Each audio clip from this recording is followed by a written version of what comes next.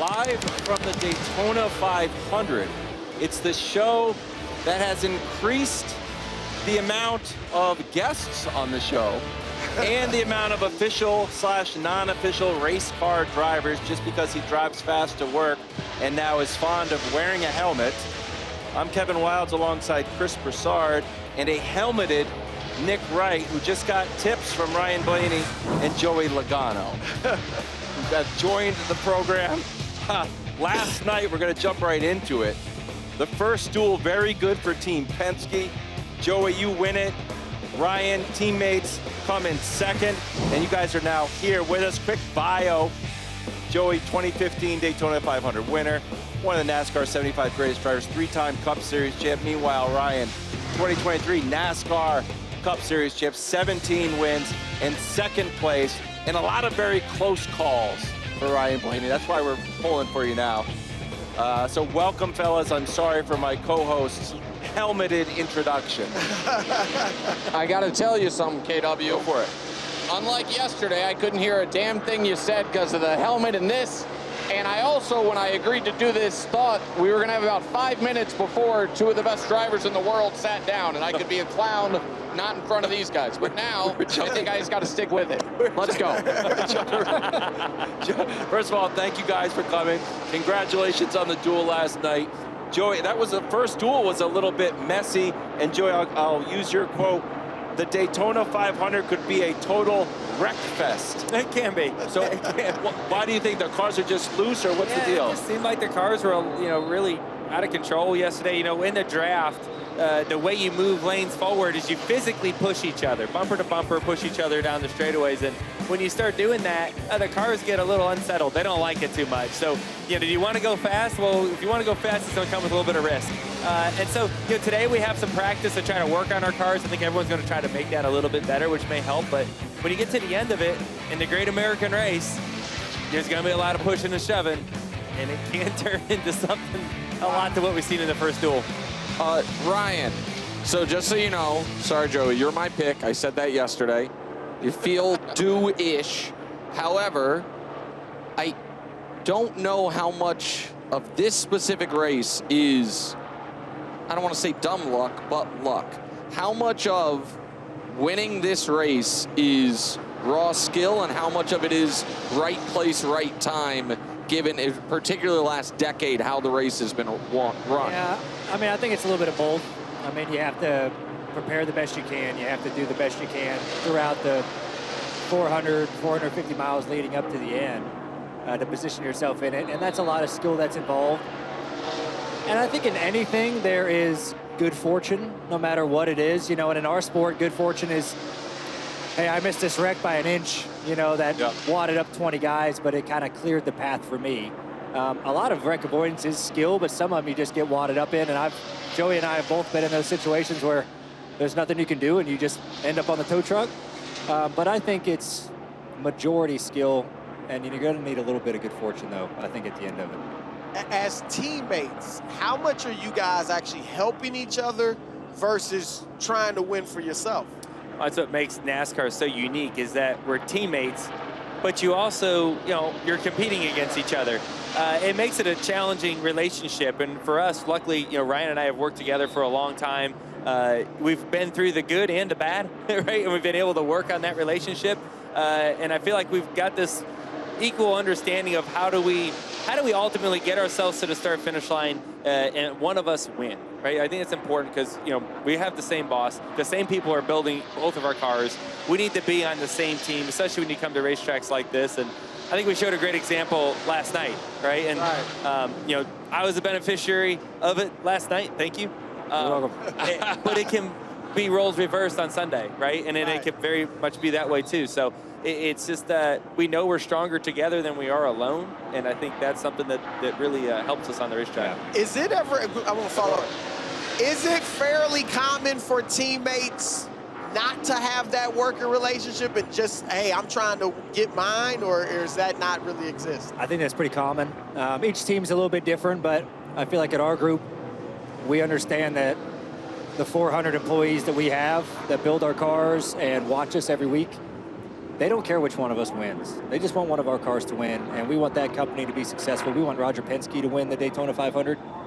Yes, you want to do the best for yourself, and you're going to do everything you can to do that, but the best thing that can happen is just he and I decide who it is against the teammates, you know, and one of us win the race, and we're going to do everything we can to do that.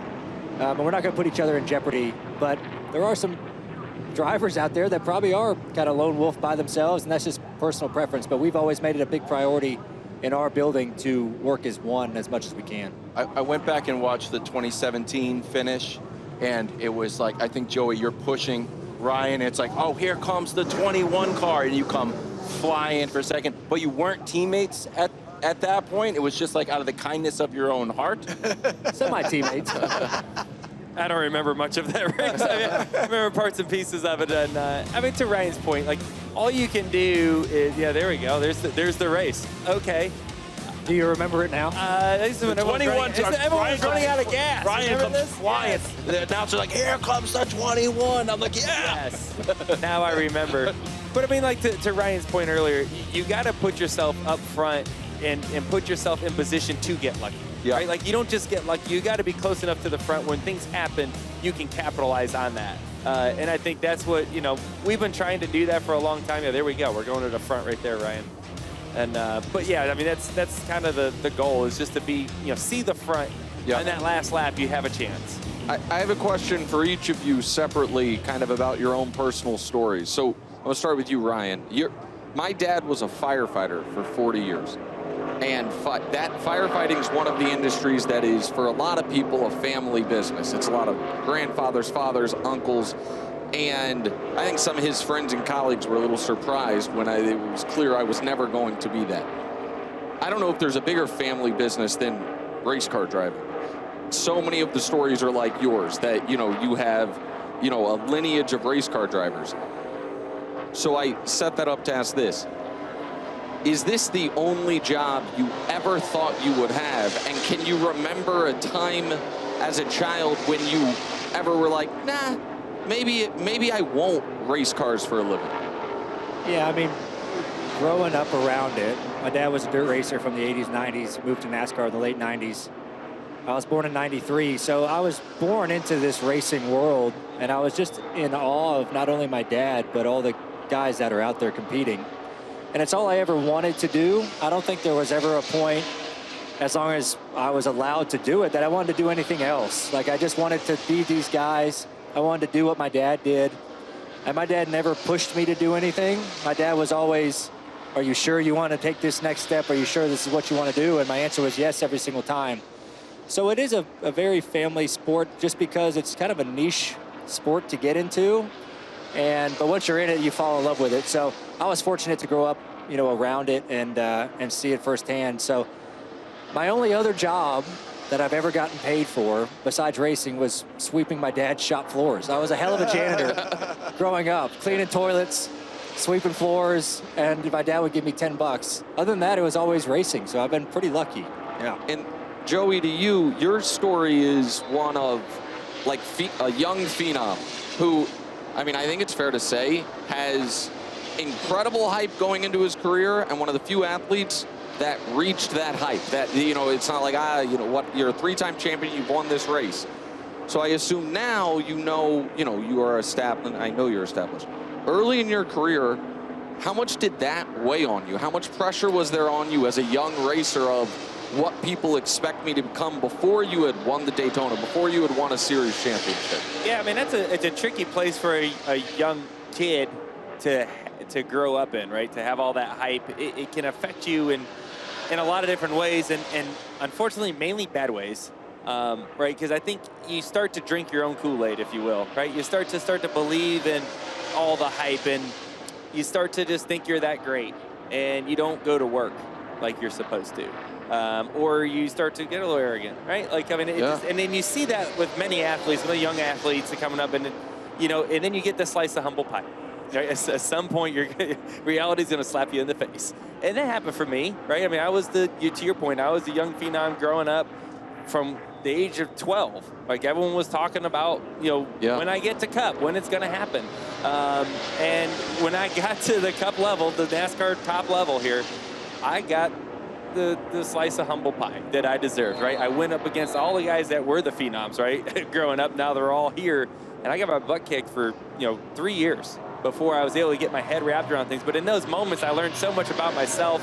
But I got beat down, right? I had to learn to lose, right? I mean, it's something and it's important to know how to do, right? Because you got to be able to learn from each mistake you make and try to somehow rebuild some confidence, keep your team rallied behind you as an 18-year-old kid, rallying a bunch of grown men around you to support that. That's hard to do. If I'm being honest, I failed at that, right? I lost my job. I was at a point that I was like, well, what am I going to do the rest of my life? I'm 21 years old, and I don't know if I'm going to make it.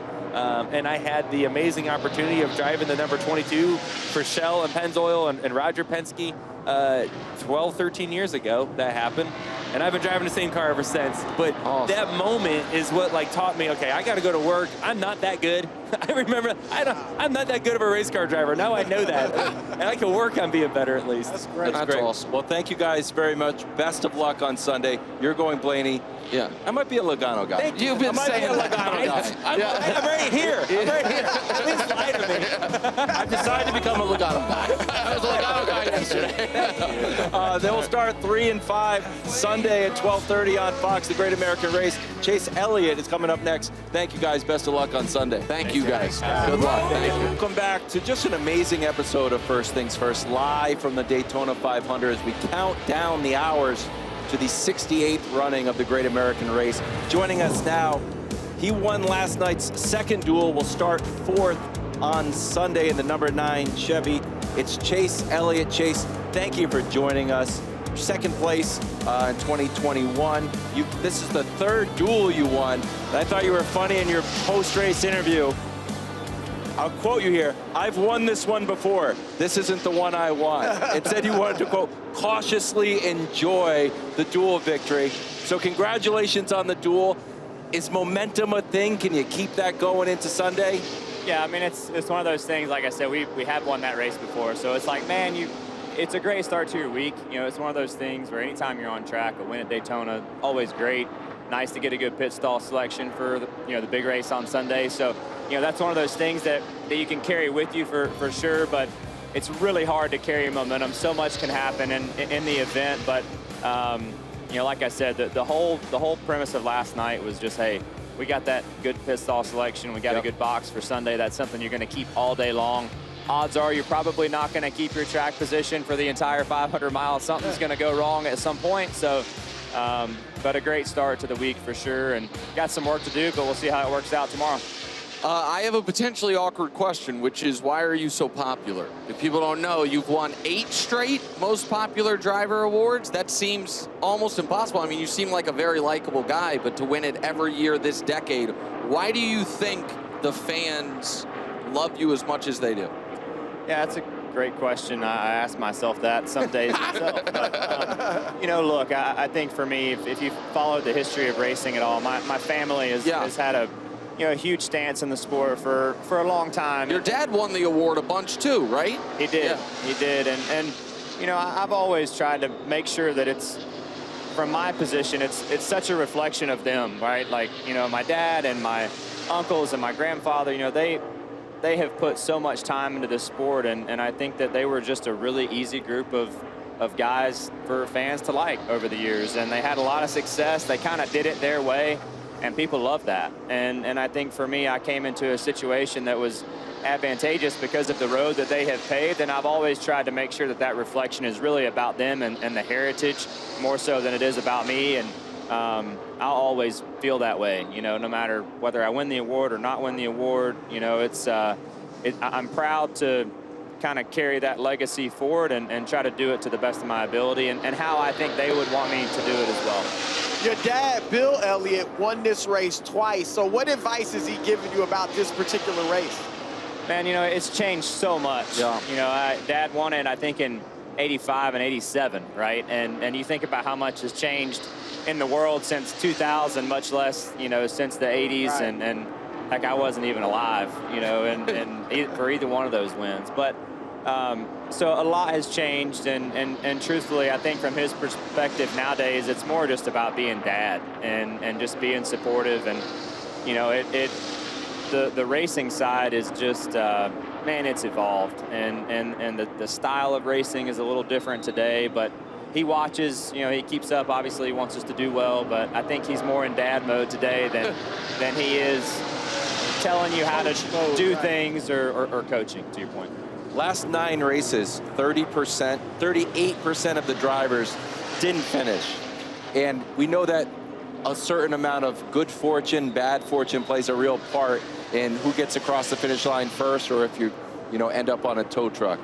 What is your relationship with luck, chance? How does it not stress you out? How do you not say, oh, we watch football games, a guy misses a field goal, the whole team loses their mind, but it feels like every driver we've spoken to is pretty even keel about the element of luck in the race. I think the big thing is it doesn't do you a lot of good to worry about it, number one, but motorsports is just a little different. It's just a little different than other sports, and particularly this race. I mean, there are so many things that are out of our hands throughout this event. We're obviously in close proximity to other drivers and cars throughout the race. Really easy to make mistakes, and that's just what the Daytona 500 is. It is so much up in the air, and a lot of things can happen. And from our perspective, and I've been doing this long enough now to A, understand that, but B, just put emphasis on the things that we can control. That there's a lot of things out of your hands, but there are some things that are in your control, and getting a good pit selection, that's something that we can help ourselves with, right? You're just trying to make, you get presented information throughout the day and throughout the week, and you just try to take that information, process it, and help your team make the best educated decision of a guess at that time. And look, you're going to have things go your way to win this race. There's no doubt about that. We know that. We've been close before. We've never gotten over the hump. Certainly hope we get our turn one day, and we'd love it to be this time. Chase. That's not just racing. That's life advice. So 20-some years ago, Sports Illustrated did like a Future Stars thing where they picked a handful of 13-year-olds. One of them was Michael Kidd-Gilchrist, who ended up being the 2nd pick of the NBA draft. One of them was Jordan Spieth, and one of them was you. I'm just curious, 13-year-old Chase Elliott, when Sports Illustrated stamps you as you're going to be the next big thing. Obviously, good call by them. It worked out. But how does Chase Elliott walk into junior high that week? With the copy of SI? How does that play out in the cafeteria? It's one of those things you have to be really careful with, because it's okay if it works out, but boy, if it doesn't, that could be a big problem. So, no, that's not me. That's not how I operate, or how I like to operate, at least. But a really amazing thing, and I remember it. I mean, I remember doing the photo shoot. It's been a while back now, and we're all getting a little older. But I remember doing it, and hearing about Jordan Spieth, and I've never met Jordan, but obviously I've watched his career unfold and becoming a master champion and all those things, and so really neat that it worked out like it did. So I guess I don't know who was making that call or who was making those decisions, but hey, I'm glad they were right. All right, well, thank you very much. We know you got to get to practice. Best of luck on Sunday. We're all rooting for you. Yeah, thanks. I appreciate y'all hanging out with us. Yeah. Thanks for watching. Subscribe here to get more from the show and to check out clips from other shows on FS1.